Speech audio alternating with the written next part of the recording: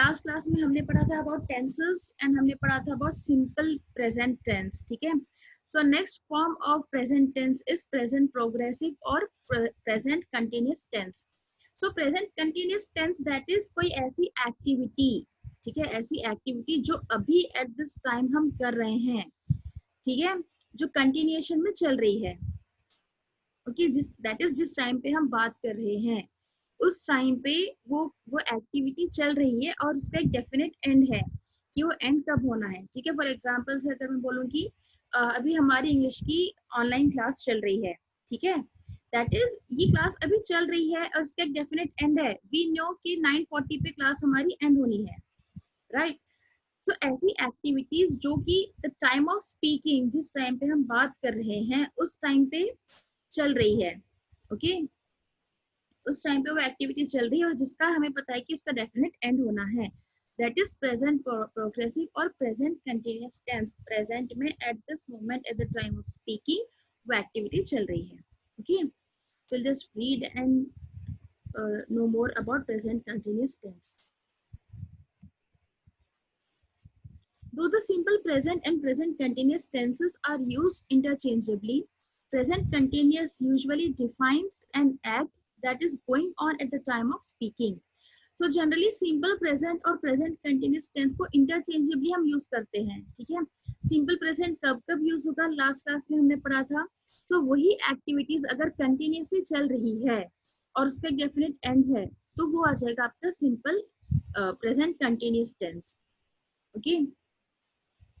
So at the time of speaking जो act चल रहा है वो होगा आपका present progressive, that is a work is in progress, अभी चल रहा है और कंटिन्यूअस में है, सो प्रेजेंट प्रोग्रेसिव और present continuous tense. So now we will see कि प्रेजेंट प्रोग्रेसिव टेंसेस कब कब यूज होते हैं, okay. The sentences with present progressive tenses are used when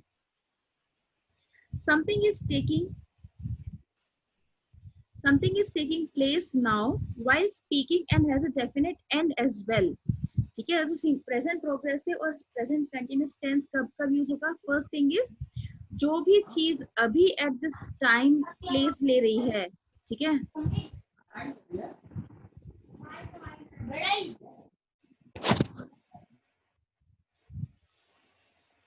जो भी एक्टिविटीज हैं जो eight the time of speaking place ले रही है, eight the time of speaking वो एक्टिविटी चल रही है और जिसका एक डेफिनेट एंड है कि हमें पता है कि ये चीज एंड कब होगी, कि जो काम हम अभी कर रहे हैं वो कब एंड होगा, ठीक है, that is a present continuous tense. When something is already decided and arranged as well to perform it. Second thing present continuous tense होगा जब कोई चीज already decided है कि हमें ये काम करना है और ये काम कब करना है, ठीक है, उस टाइम पर भी आपका प्रेजेंट कंटिन्यूअस टेंस यूज होगा। Then next is to indicate an undesirable habit. कल हमने बात की थी हैबिट, कल हमने सिंपल प्रेजेंट टेंस में हैबिट्स की बात की थी, ऐसी हैबिट जो कि हमारे रेगुलर इंटरवल ऑफ टाइम हम यूज करते हैं, जहाँ पे हमने एग्जांपल लिया था टूथब्रश का, ठीक है, उसमें हमने यूज किया था कि brushing your teeth is a daily habit, ठीक है। तो जब हम ये चीज हम डिस्क्राइब करेंगे कि I brush my teeth daily, तो ये आपका सिंपल प्रेजेंट टेंस में होगा क्योंकि ये वो हैबिट है जो कि हम रेगुलर इंटरवल ऑफ टाइम पे कर रहे हैं, ठीक है। ऐसे ही to indicate an undesirable habit, ऐसी अनडिजायरेबल हैबिट जो है जो आप कंटिन्यूअसली करते हो वहां पर भी हम सिंपल प्रेजेंट प्रोग्रेसिव टेंस को यूज करेंगे।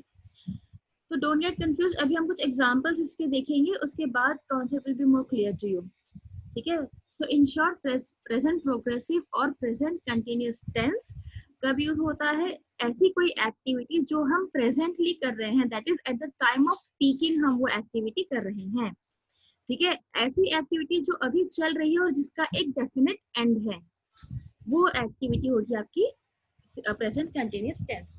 सो नाउ इसका स्ट्रक्चर कैसा है, हम कैसे यूज करेंगे, ओके।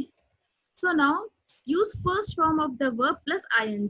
सो जब भी हम प्रेजेंट कंटिन्यूअस टेंस यूज करेंगे तब हमें वर्ब की फर्स्ट फॉर्म यूज करनी है और उससे हमें एंड में ऐड करना है ing, ठीक है, ing एट द एंड आपको यूज करना है।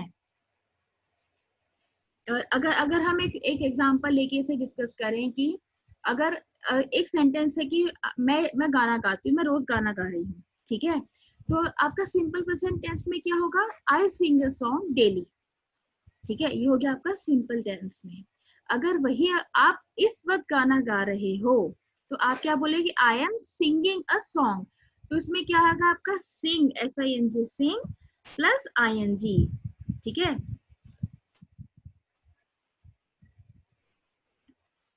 एक मिनट, ठीक है।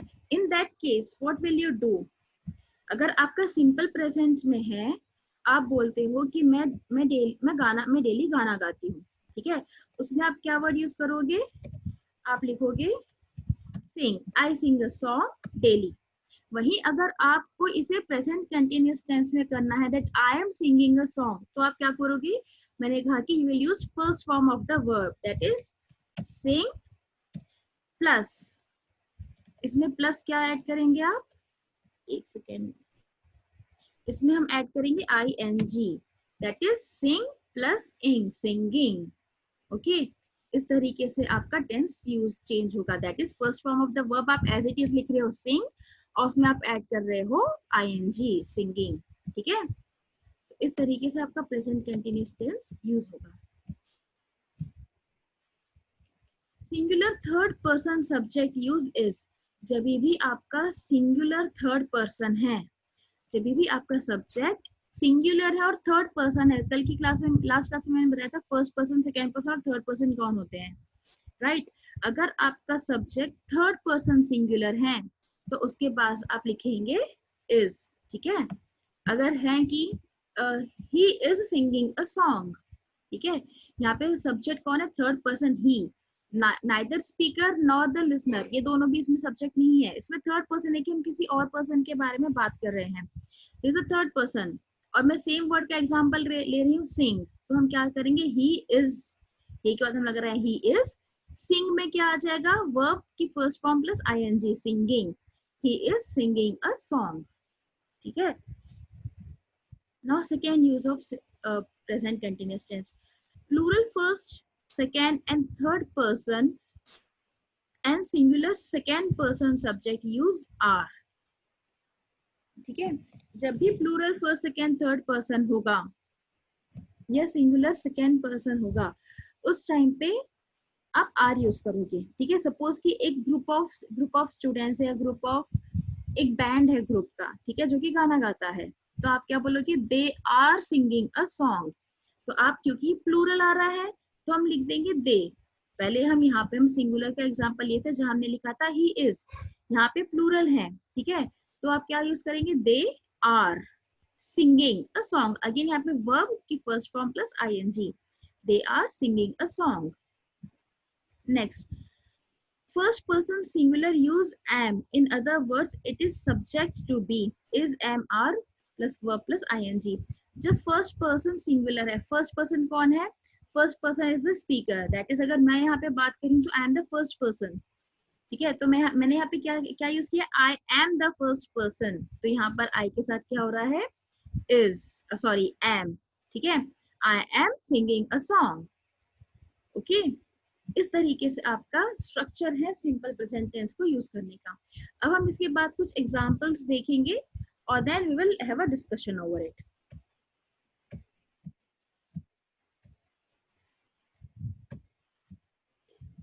Just a second,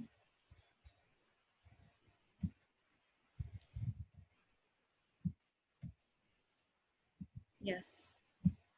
so now यहाँ पे है कुछ examples about simple, sorry, present continuous tense, ठीक है। Please wait for a moment, Shyam is talking to Mary, ठीक है। यहाँ पे कौन है, यहाँ पे सेकेंड पर्सन है, यहाँ पे थर्ड पर्सन है, और यहाँ पे जो वर्ब है वो है टॉकिंग, दैट इज अभी इस टाइम पे जब मैं ये बोल रही हूँ कि शाम मैरी से बात कर रहा है, तो ये जो एक्टिविटी है कंटिन्यूअसली एक्टिविटी हो रही है, शाम इज टॉकिंग टू मैरी, शाम मैरी से बात कर रहा है, टॉकिंग यहाँ पे आ रहा है, हमने क्या किया, टॉक का फर्स्ट फॉर्म है टॉक, उस पे हमने ING, एक सेकेंड,